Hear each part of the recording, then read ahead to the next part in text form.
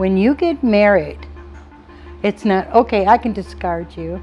You marry for better or for worse, in sickness and in health. In the next 10 or 20 years, we're all going to be experiencing this in some way or another. The ones that are the most devastating are the families who bring the loved one. They just don't know what else to do with them. And they just don't know what else to do, so they bring them to the hospital. Well, the silver tsunami's coming. It's so hard to think that what could he possibly have been thinking standing out there at that airport with that little dog. And the hardest ones are the patients that have no one. The problem is the hospital's not the place for someone to be. Under the circumstances, she should be punished. Nobody does that to anybody. Channel 9 has shown a light on something that we as legislators need to step up to the plate and start problem solving.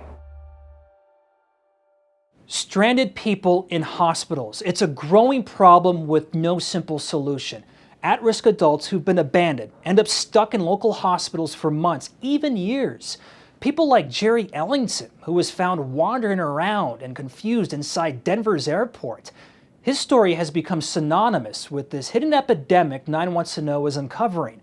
At any given time, there are hundreds of at-risk adults stranded.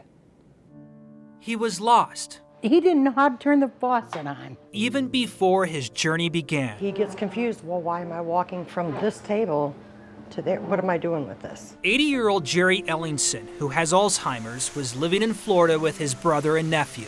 Well, nobody else wanted him. And I said, yeah, he's more than welcome to come stay here. So he did, for a few weeks. He started screaming at us.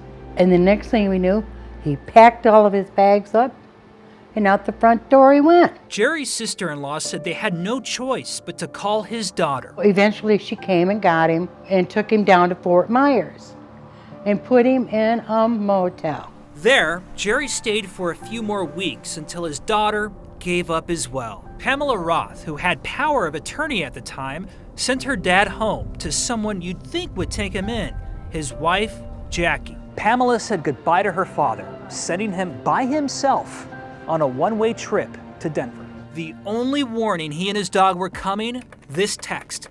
My dad and Corky will arrive on a flight in Denver tomorrow afternoon. Welcome to Denver. On the ground in Denver, Hold on for departure to terminal. no sign of Jackie. United employees called police. Here's this man walking around Denver airport not knowing who he is or where he is. What do you think Jerry was experiencing when this was happening? Fear. Fear. Jerry didn't know where he was and why he was there. He couldn't give police answers. Police reports paint a picture of how officers struggled with this case and hit a brick wall when calling Jerry's estranged wife, Jackie. Your relationship with Jerry, where is it at right now as it stands? I have no use for him. I mean, a man that wants to kill me, come on, I don't want to live with him. Nobody would take Jerry in. Not his wife, not his daughter, who even texted, "If you need to drop my dad at a homeless shelter, it's fine. I just want him to have a roof over his head, please." She could care less about her dad. If you want to put him in a homeless home, I mean, that's terrible. Miss Jackie, what's your address? Why do you want to know? I'm not. If he comes to my house, I'm not letting him in. Police, with no options left, called an ambulance that took him here.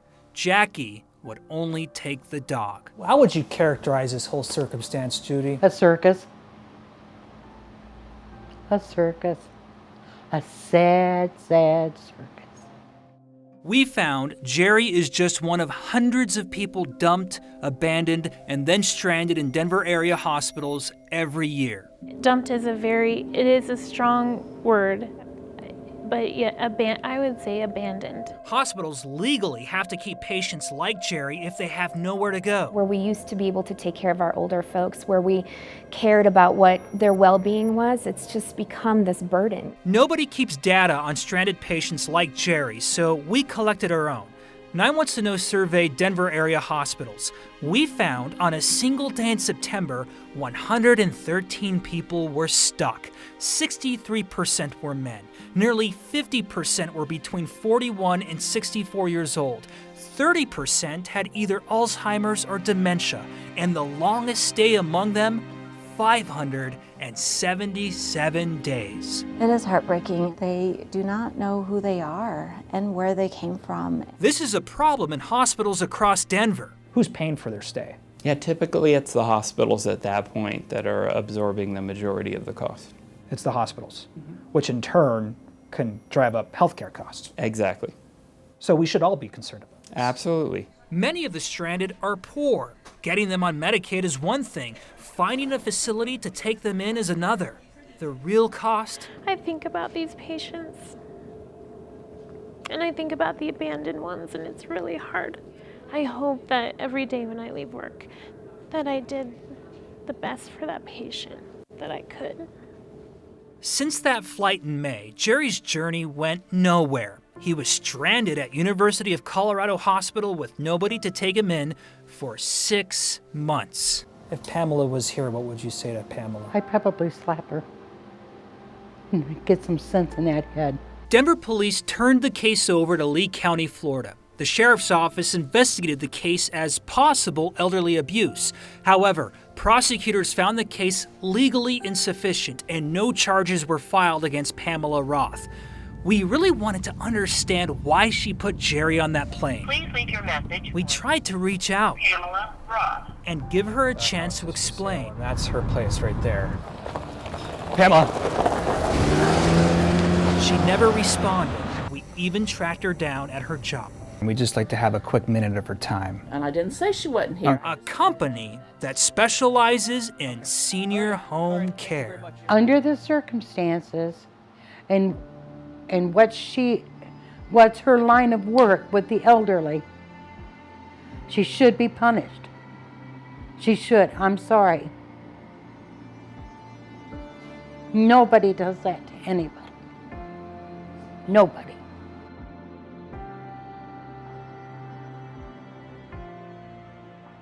Prosecutors in Colorado and in Florida declined to charge anybody in Jerry's case.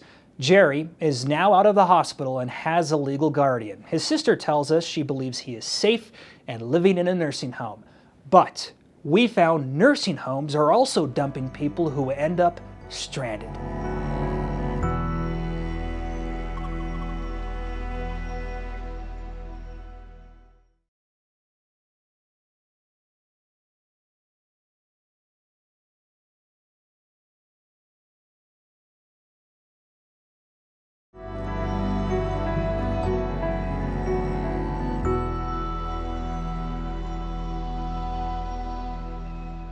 Families aren't the only ones leaving people stranded in hospitals. 9 Wants to Know found nursing homes and other long-term care facilities are adding to this problem.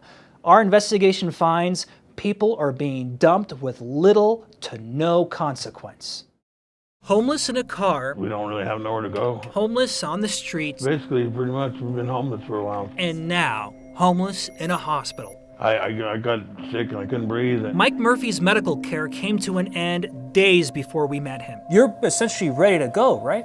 Yeah, I've been probably ready to go for a few days. The hospital won't let you go. Yeah, they won't. They don't want to let me go because I'm just going to end up right back in the hospital. You know what I mean? His doctor's note. Mr. Murphy is in need of stable housing and regular access to electricity to comply with his medical treatment. You're stranded here at the hospital, right? Yeah, pretty much. Mike is among dozens of helpless patients stranded at local hospitals on any given day. And a hospital could get in trouble if they improperly discharge somebody, right? It's a federal requirement. We're not allowed to discharge anyone without a safe discharge plan. While some people like Mike come from the streets, others like Jerry Ellingson get abandoned by family members. Still, many others come from places you'd think would never dump people. Nursing homes, skilled nursing facilities, long-term care facilities, it's everywhere. We're seeing it from every direction. 9 Wants to Know discovered over the last year and a half about 40 cases where the state found nursing homes did not properly discharge patients. Seeing somebody who has lived in a facility for a couple of years brought here because the facility no longer can care for them, and in the ambulance is all of their belongings in trash bags. So their ambulance almost is like a U-Haul in a way. Yeah. The most egregious case involves a Greeley nursing home that unloaded one of their residents last year. It is cruel. It is cruel. A state report says Kenton Manor didn't even take the aggressively acting 52-year-old man with severe seizures to a hospital. Instead, a Kenton Manor driver took the man to his old apartment complex, walked away, and left the resident in the lobby. I'm sure the nursing home was unable to really take care of him. Left alone in a borrowed wheelchair, sedated with 3 fentanyl patches, it was up to a security guard who contacted EMS. The resident was transported to the hospital, and that's where he ended up stranded for 29 days. We surveyed 19 hospitals, and on a single day in September, 113 people were stuck. 25% came from facilities like nursing homes. I can tell you there's hundreds and hundreds more. Shannon Gimbel is Colorado's nursing home ombudsman. She investigates complaints. Hundreds and hundreds of more. Absolutely. Over how long? I'm talking about the last 17 years I've been in it, and I can tell you we deal with an inappropriate discharge on a weekly basis. Would you say these inappropriate discharges are accidents? No. They're intentional? I'd say more often than not they're intentional. It's a unique phenomenon, and I think it's incredibly rare. The only one who would talk for nursing homes is Doug Farmer, the president of the Colorado Healthcare Association. That's definitely not good practice. We would discourage that kind of behavior. At the end of the day, so many of these cases are heartbreaking. The state agency that has the power to come down hard on nursing homes doesn't. Let's remember, if our nursing facilities don't remain viable, they don't stay in business. Randy Kirkendall admits they're very reluctant to shut down facilities. You know, our goal here at the Department of Public Health and Environment is not to put facilities out of business, because we need those beds.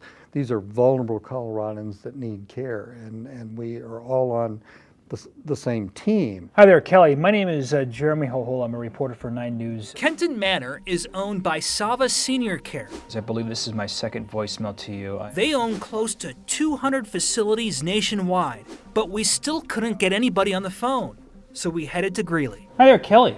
Yes. How you doing? My name is Jeremy Hohol. I'm a Cannot do reporter. any interviewing right now. No. I wasn't here. I heard about your call. Our corporate office is supposed to get back. Okay, yeah, please have your corporate office call me. I'd like I'll to get an explanation from them. We'll wait till hear from the corporate office if they call back. We are still waiting for that call. Just one example of how nobody wants to explain why they're dumping the unwanted who end up stranded in hospitals. This is a system-wide failure, and we can't fault any individual for the failure of our system as a whole. And meanwhile, these people have nowhere to go. Right. Yeah, where can they go now? Well, where can they go now? They're often still at our hospitals. If places like nursing homes just can't handle difficult patients, well, who can? What's the fix here? I wish there was a silver bullet solution. There is a glimmer of hope in one Colorado city.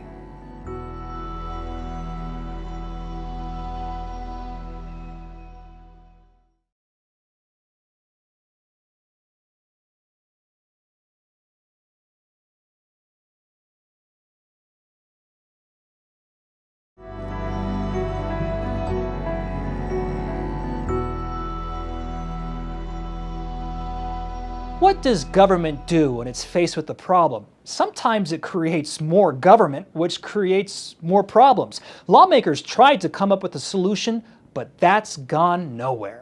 So it is 10:04, and I'm going to call the... Month in. We're going to start with introductions. Month out. First agenda item is 5 unpaid public officials turning to the next agenda item. Conduct what sounds like the longest Monopoly game ever. Less than $2,000 in our cash fund. If you think your meetings at work go nowhere... Any discussion?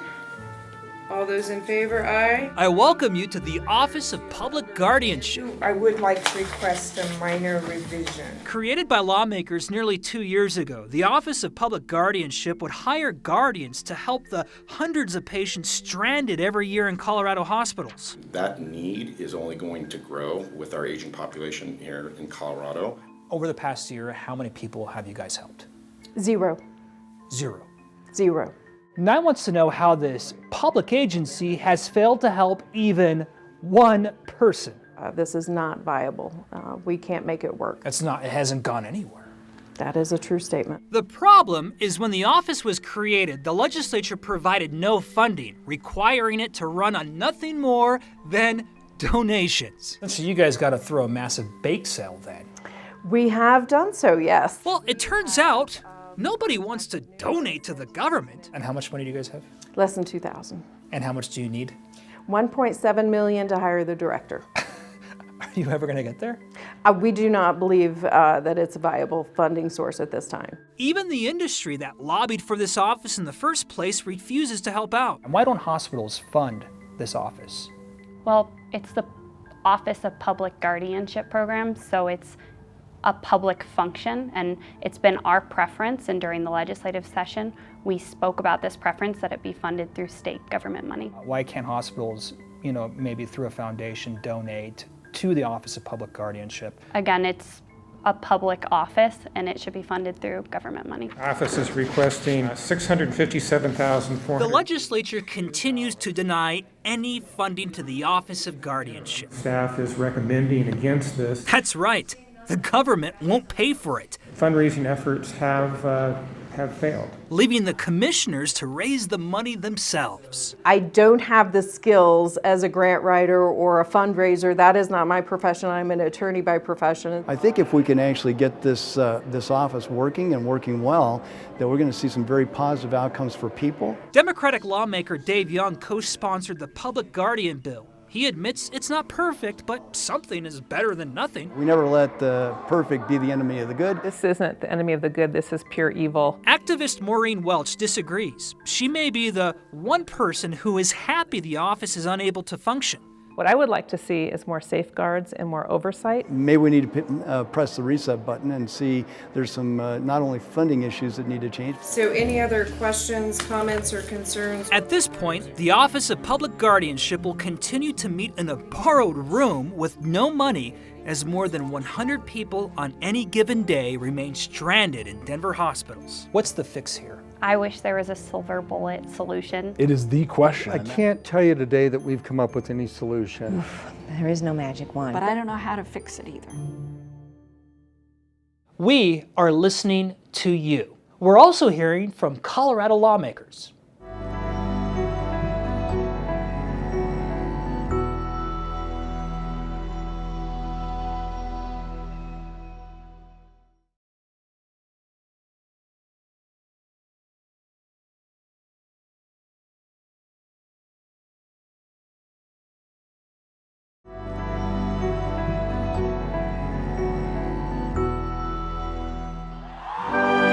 In a country that prides itself on its military might, its economy, its freedoms, and its standing in the world, how is it that it is so bad at taking care of its elderly? In a recent international study, the United States ranked at the bottom for quality care of older folks when compared to 10 other developed countries like Canada. The story of Jerry Ellingson, an 80-year-old man with Alzheimer's abandoned by his family, shocked our investigative unit at 9 News. A sad, sad circus. He was found wandering around at the airport, alone, after his daughter sent him on a one-way flight to Denver because she was done taking care of him. She could care less about her dad. I mean, that's terrible. Jerry's story, while extreme, is a symptom of a broken healthcare system that lacks the ability to care for those who can't care for themselves. As we discovered horrific cases of at-risk adults abandoned and then stranded in local hospitals, sometimes for years, what is equally horrific is a lack of ideas or solutions to save these lost people. And meanwhile, these people have nowhere to go. They're often still at our hospitals. What's the fix here? I wish there was a silver bullet solution. It is the question. I can't tell you today that we've come up with any solution. There is no magic wand. But I don't know how to fix it either. Hospitals have become de facto warehouses for the unwanted and helpless. And while we are proud of our country for many good reasons, the United States is not united in its care of those who made our country so great. Something's gotta change. There are too many people stranded, costing hospitals and taxpayers millions of dollars every year. One hospital tells us it will spend $18 million this year alone.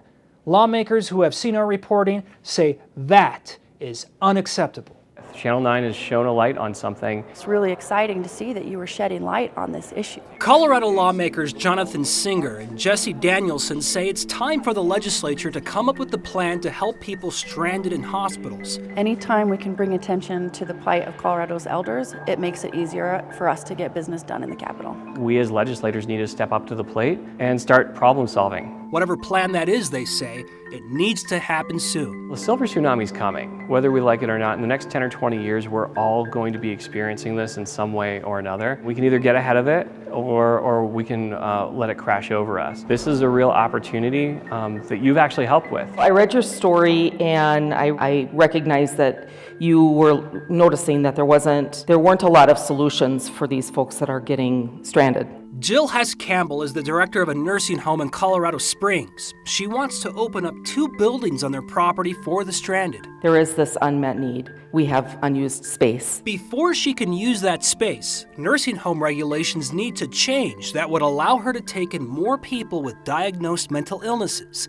State lawmaker Lois Landgraf is trying to help change those rules. It could mean opening beds for patients who have mental health issues, who basically have no place to go. Let's hope all this talk turns into some action. This problem with people stranded in hospitals is unacceptable. It's expensive, it puts a burden on hospitals, and it's just not humane. It's time for real solutions. It's time to rescue those who are stranded.